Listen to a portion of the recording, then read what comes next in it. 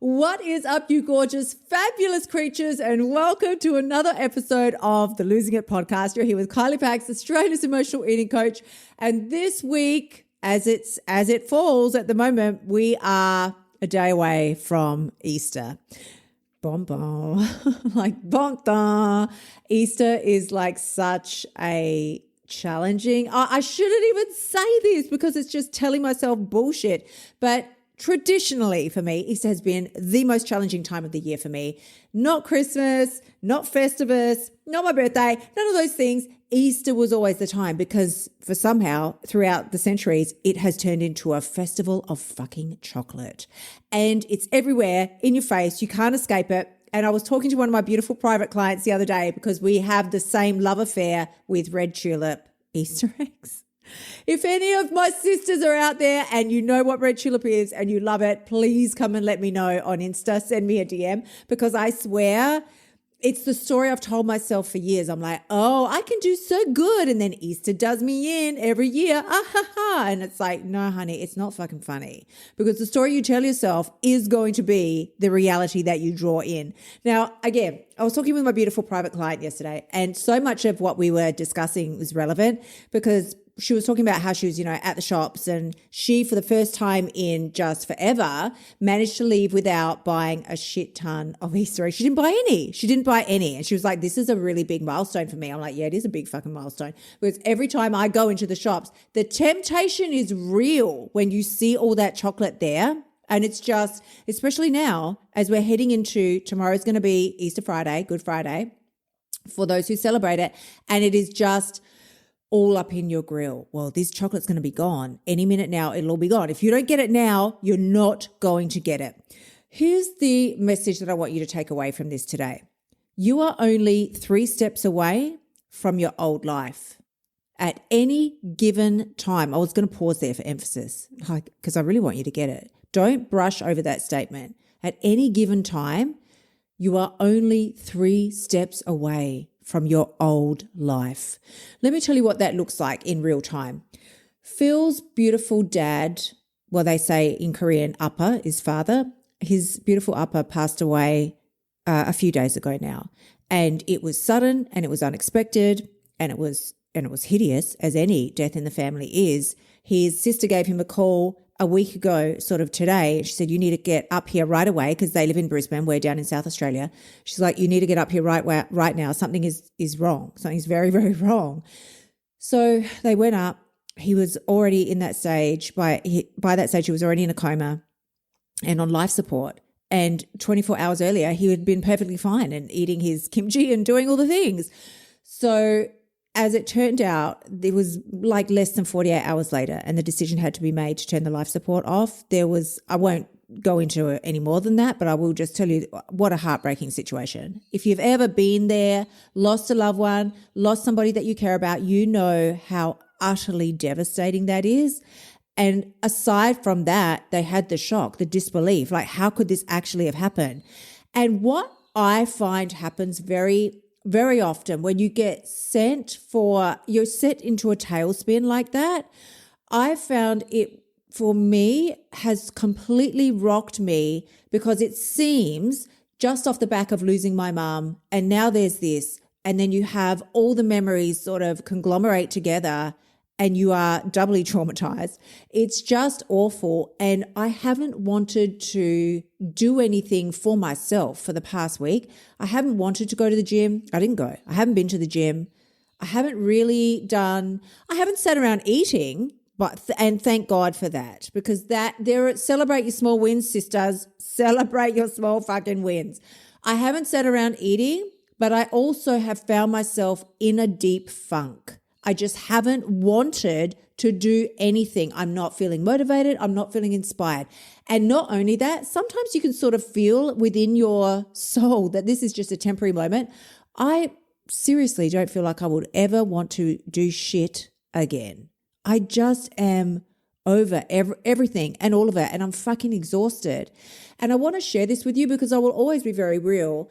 Quite often you hear me with the smackdowns and all the amazing things and come on, you got to get your shit together. But please don't think that I sit around like that all day long because that is not real. that is 100% not real. I have my moments, I have my times, and I make the most of them when they are there.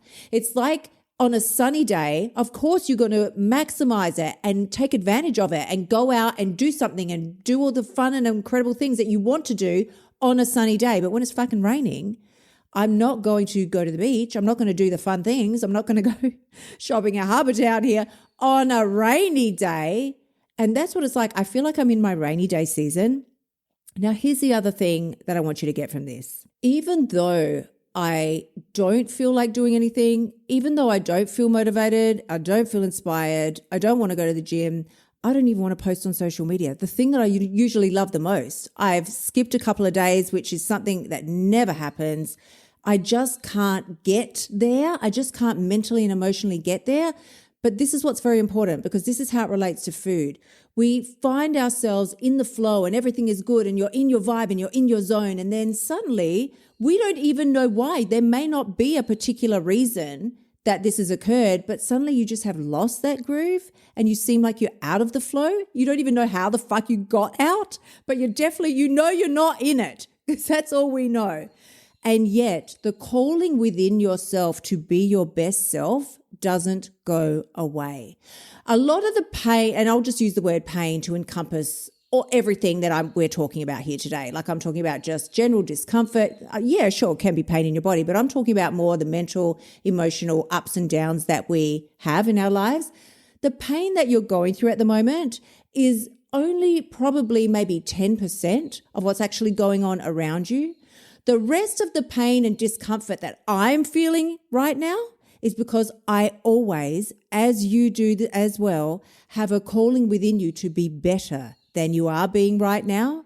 And that's why 99% of the fucking pain that you're feeling is not because of your external circumstances. It's because you fucking know that you could do better, but you are refusing to do it. Honeys, I want you to take this away from today's episode. Becoming your best self, whether that is cleaning up the emotional eating, whether that is losing that last 10, 20, 30, 40, 50 kilos that you have to lose, whether that is going and studying that course that you damn well know you should have been doing, but you're putting it off because of whatever fucking stupid bullshit reason you're telling yourself. No matter what it is, it can be as simple as fucking getting my ass to the gym, which is what I know that I need to be doing. That is not optional. It's a must. You will never outrun it. Why do you think you feel like shit every time you overeat? It's because you have a calling to be better. You have the ability to do better, but you're sitting in your own pile of bullshit excuses, refusing to move. I'm not saying that by you making the moves that it's going to suddenly expand and make your whole external world brilliant. It's not going to bring back Phil's dad. It's not going to bring him back.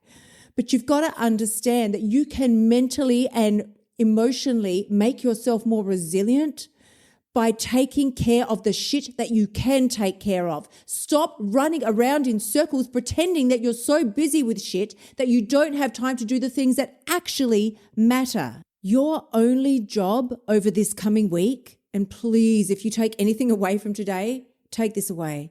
The only way you're going to be able to pull yourself out of a funk in your life, if there is something going on, or even if, as I say, even if there's nothing going on, but you're just feeling down, you have to convince yourself, basically fool yourself better than anybody else that you are still able to do the things that you need to do. You can handle business. You can take care of shit, that you are vibrant, incredible, amazing, and you have the physical, mental, and emotional stamina and resources to be able to achieve what you know you are capable of achieving, regardless of what your feelings are saying about it at the time.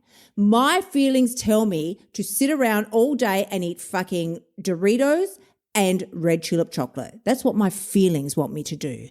But let me tell you something, sis. There's an inner calling, an inner knowing, and an inner pull within my heart that is literally just screaming on the inside, because I have the ability to do so much better than that. And until I step up and take ownership of that, I will continue to be in pain. And that really is what we call cognitive dissonance, because cognitive dissonance is when I tell myself, it's all right, I'll handle it tomorrow, I'll get my shit together tomorrow, I know that I'll do better tomorrow. You're telling yourself that you're going to do one thing that your brain knows you're a complete fucking liar, because you have never proven to yourself that when tomorrow arrives, you actually do take the action and you do the thing. You don't. You still sit there with your lame-ass pile of fucking bullshit excuses, promising yourself, hold on, let's all say it together, that again, maybe tomorrow, maybe the next tomorrow will be different. Please, please. All I'm going to say as I wrap this up today, there's your Disney rhyme for the day. All I'm going to share with you is you've got to remember, and I say this all the time, but don't brush it off. The only fucking person who can change your life is you.